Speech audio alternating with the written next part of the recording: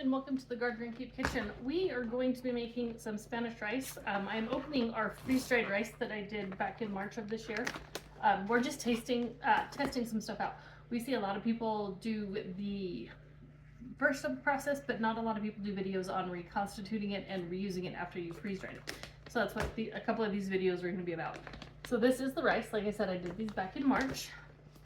And I'm going to do a 1-to-1 ratio with these. First, I'm going to pick out all of my little packs here.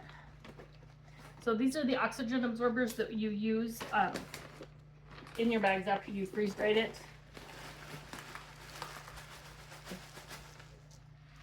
So that's our freeze-dried rice. Let's see if you can see that.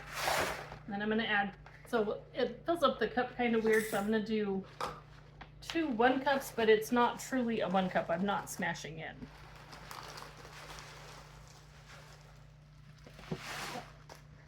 So as you can see, the rice looks pretty good. The refried beans we did actually taste amazing. I was very impressed, or I am very impressed over on the stove right now.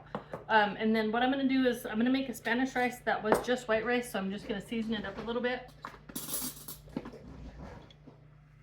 I've got some tomato powder.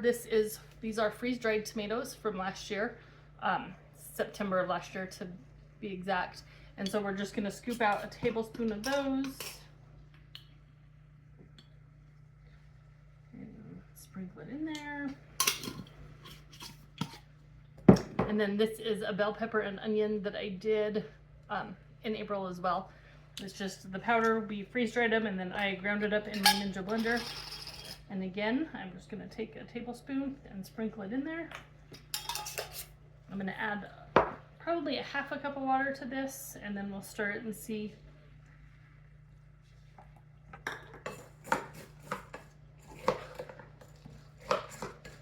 So as you can see, everything is reconstituting nicely. We'll put this on the stove. We'll warm it up for several minutes, and then we'll be back and show you guys the final results.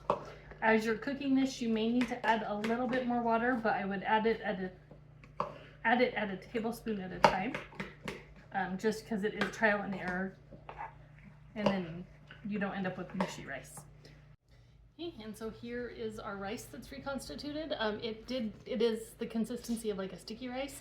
I did add probably another 1/4 cup of water as well as some cilantro to my fried rice today. If you guys have any questions, please reach out, subscribe to my page, find me at Gardener Keep LLC on Facebook, and learn all about home cooking and just enjoying the simple life and preserving your own food. You guys have a great day.